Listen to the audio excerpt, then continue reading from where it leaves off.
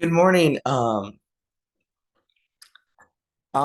have to say this reflection, this part of the passage, this part of scripture that we're going through today, I find it very interesting that he's just a chapter or so ago he fed the 5,000, and now he's feeding. Um, Actually, it's a little bit more than that. Oh, no, there it is. 5,000. Now he's feeding 4,000. So I just find it interesting on how uh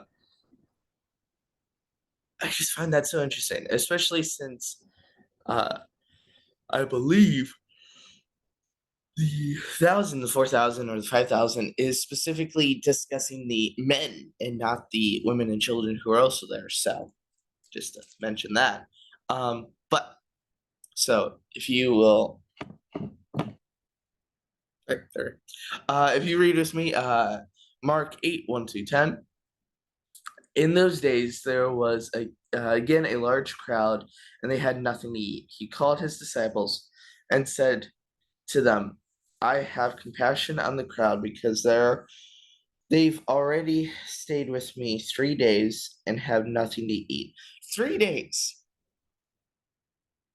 Like, what were they doing for 3 days other than listening to him teach it, which is a fantastic thing, but at the same time, you have to think about that. Like, I find that interesting. If I send them home hungry, they will collapse on the way. Some of them have come a long way. And that's also important. Before I continue, I keep stopping.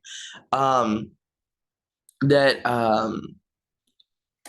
they all have come a long way. Like, if you keep paying attention to what Mark is saying, 9 times out of 10, he is saying a crowd, or whatever, however many people, see Christ or hear that Christ is in the area or just near that area, and they go to him. But for these people, some have come a long distance.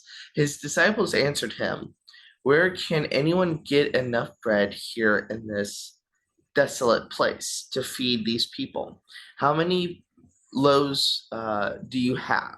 How many loaves of bread do you have? He asked them. 7, they said. He commanded the crowd to sit on the ground.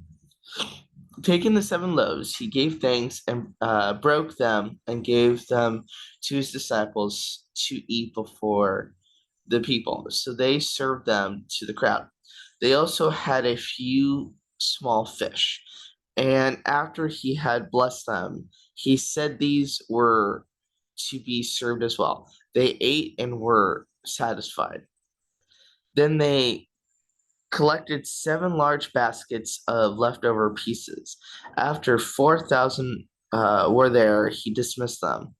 And he immediately got into the boat with his disciples and went to the district of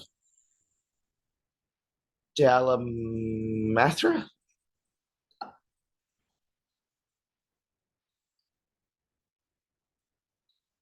whatever, that place, going to a different place. So with this, something that I actually want to point out is one very specific thing with the baskets. This time it was 7 large baskets, where the 5,000 that he had, they picked up 12 baskets full of pieces of bread and fish. No, this isn't that huge of a significant change. It wasn't something that is that crazy or anything, but when you think about the fact that uh, uh, 7 is the number of completion because of creation, and the fact that his everything that is complete was within 7 days, and then the 12 disciples, the 12 tribes of Israel. 12 is a very important number as well. I do apologize. I'm having a pain in my chest. I do not know why. Not like a sick or anything. It just, I think I ate something that upset my stomach, and it just. Hurting. Why do you think that things have changed with coming together? When I'm talking about that, is I might have should flesh that out a little bit. But these people, these men, women, and children who have come together to be around Christ, they are constantly um, they are searching him out. They are going from long distances just to be around him, just to hear what he has to say or whatever.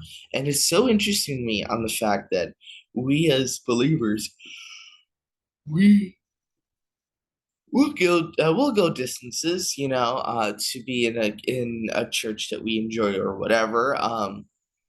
We'll go, you know, um, whatever. The church, Inglewood for me, is about 20 to 30 minutes away, and it's not that far of a drive or anything. But in comparison to the fact that I hate driving, I do it well long distances. I hate driving long distances, and granted, it's not that long, but when you're driving, in just certain spots, it gets really bad.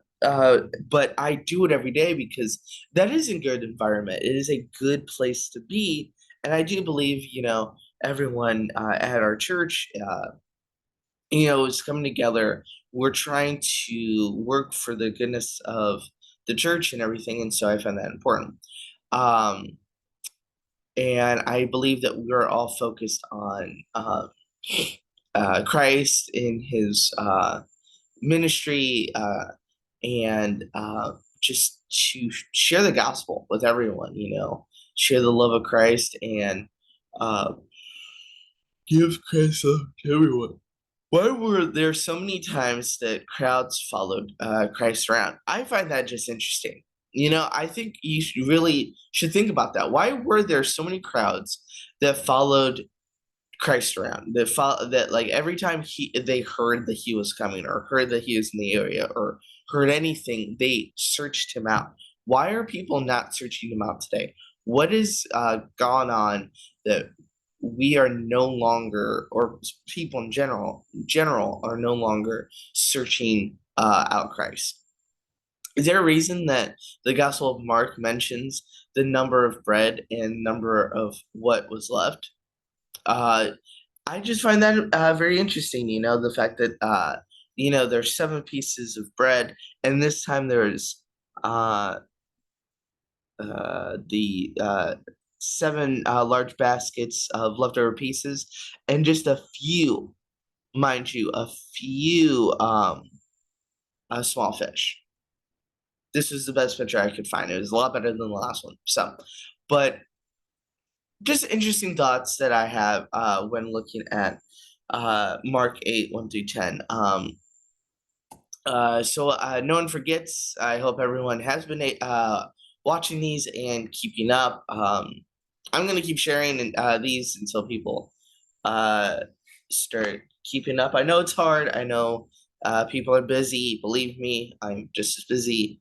And last week I was behind. So, but Mere Christianity, the first book of the first chapter of the second book within Mere Christianity will be discussed this Wednesday, and Genesis will begin on Sunday. So I'm quite excited for that. I hope everyone has a fantastic Tuesday. I hope that everyone um, just stays focused and um, just trust in the Lord in all that we do. Uh, have a good rest of your day.